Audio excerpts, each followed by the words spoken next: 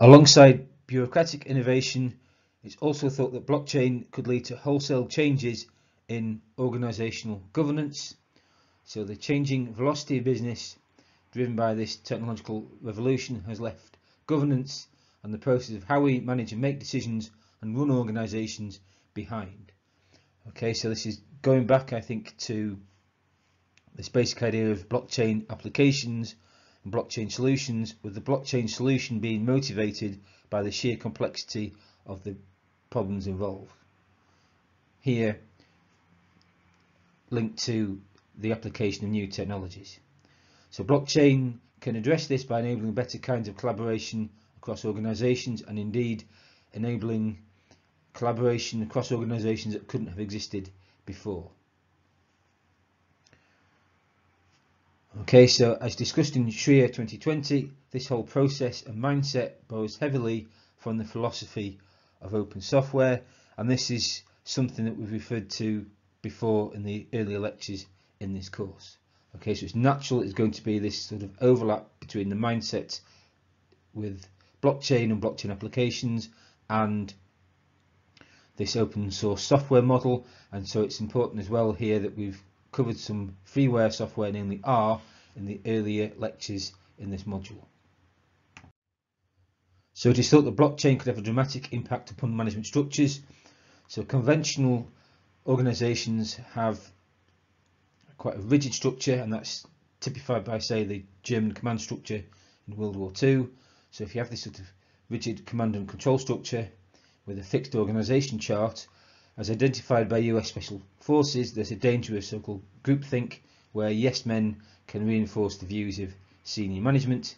Now, in contrast, US Special Forces in World War II recognised the need for inventiveness, local group initiative and autonomy, rather than just relying on top-down diktat. Okay, and it's thought that this more flexible way of working could be facilitated by blockchain. Again, going back to this sort of model associated with academia and open source software.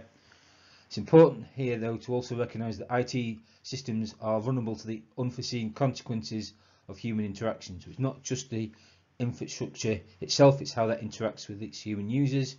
And classic examples might include cybersecurity failures caused by it being more convenient to share logins and passwords rather than go through formal access procedures.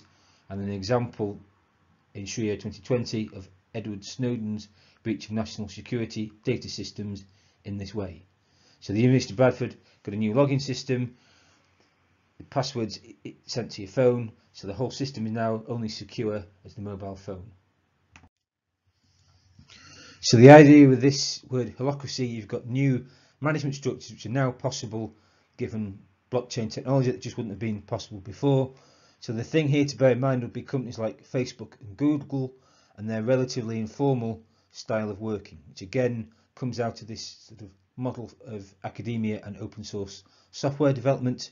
You see once again that this applies time and time again to blockchain applications.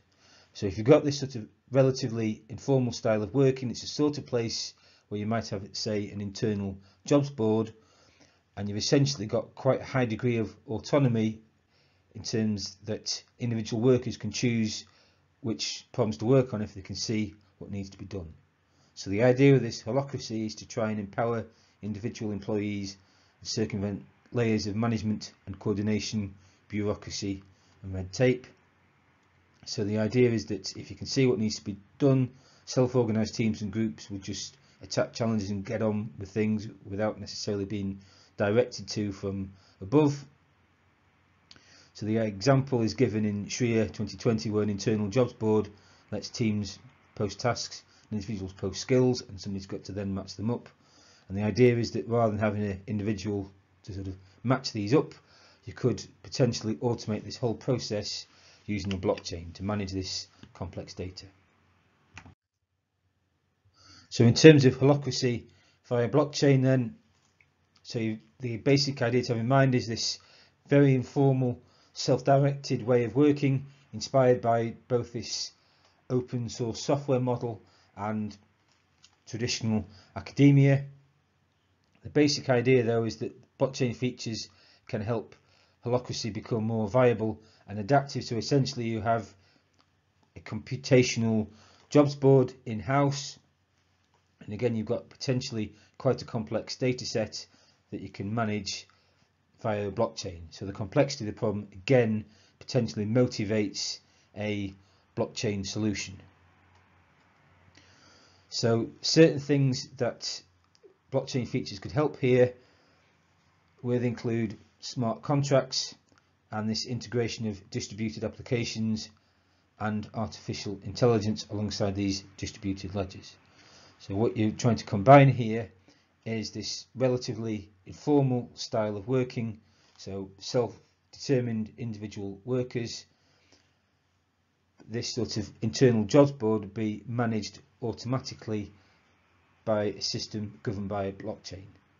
Okay, so it's thought to be potentially more efficient and cutting out certain levels of management and bureaucracy and red tape. So in terms of blockchain and education then, so it says there rather grandly that educational institutions have enabled the blockchain revolution and continue to empower it. This is precisely because of the roots that blockchain has within computer science. It says there again rather grandly, the central product of the university is the credential. So this means things like grades, degrees and qualifications that you get from studying at university, rather than the intangible aspects of knowledge and the experience itself. And the idea is that this is something that's very, very important to manage. So you might wish to ultimately manage this using a blockchain system, so you have as much degree of trust as possible in the system, and that could be governed by the consensus mechanism on a blockchain. So it's that when it says this aspect of the university could be included via blockchain, the idea is that you could establish more trust in a potentially trustless environment by making sure you have an immutable, very trustworthy data record. Within this, new approaches to education are exceptionally well suited to blockchain's philosophy and technology, precisely because blockchain's roots lie in academic computer science and this relatively informal way of working. So in terms of blockchain and the academy, then the key thing is that blockchain has its roots in academic computer science, so there's an awful lot of overlap here. As part of this, the collaborative open source ethos of blockchain is in line with the grand academic ideal, just the pursuit of knowledge for knowledge's sake. And one example of this is that MIT played an important role in funding early projects after the collapse of the Bitcoin Foundation.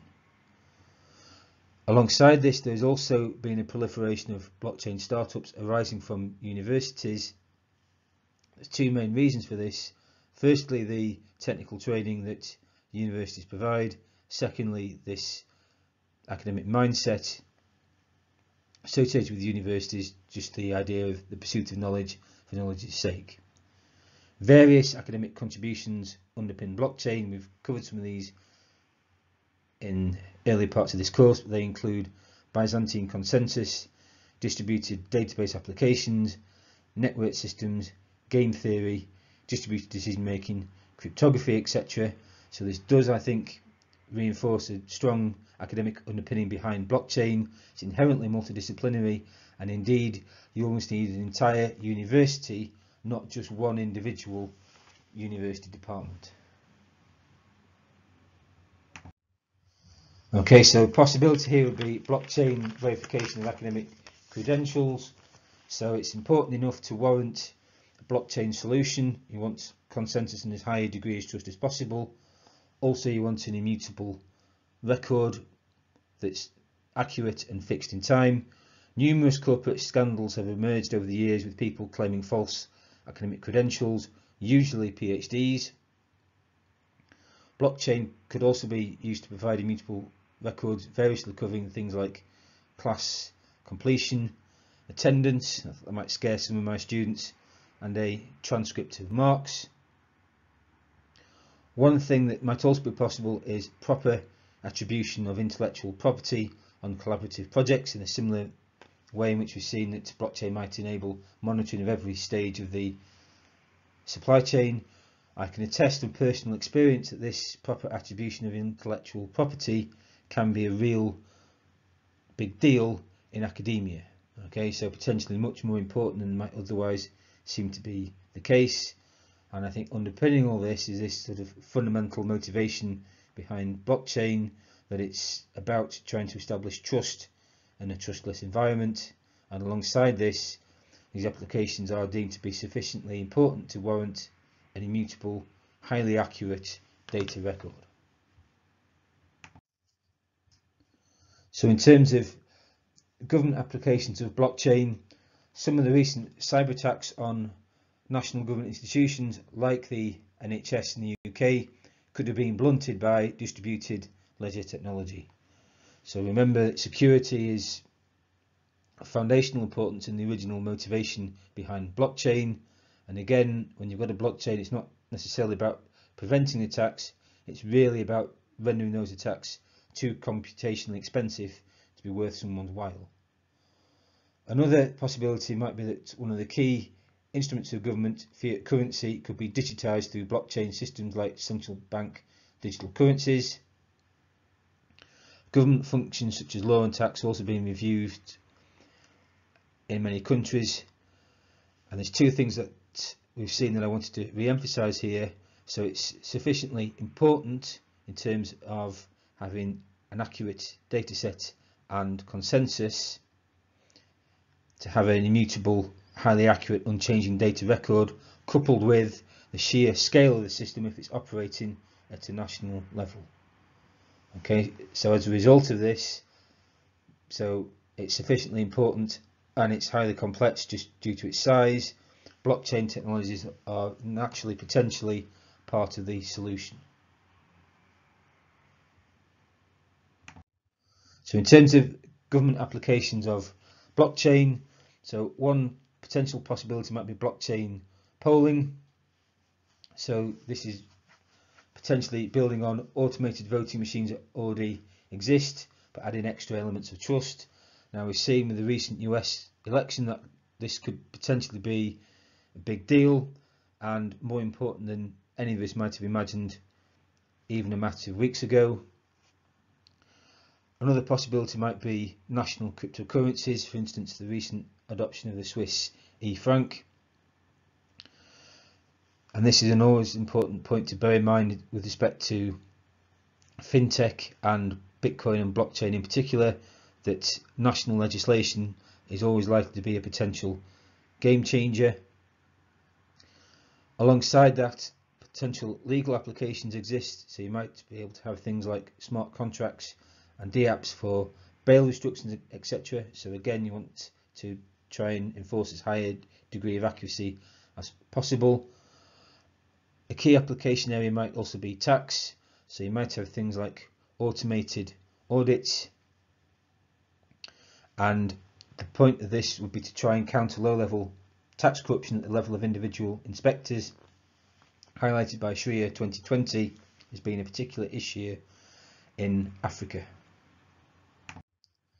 So in terms of blockchain and future horizons, then you see time and time again it's the complexity of the data process at hand that motivates blockchain. So a more connected world means more data and increasingly complex data that the blockchain could help manage in terms of connectivity, cybersecurity and the truer attribution of intellectual property. May look a little bit too much like science fiction, but prospects highlighted in Sharia 2020 include pairing the distributed ledger technology of blockchain with either augmented reality or 3D printing.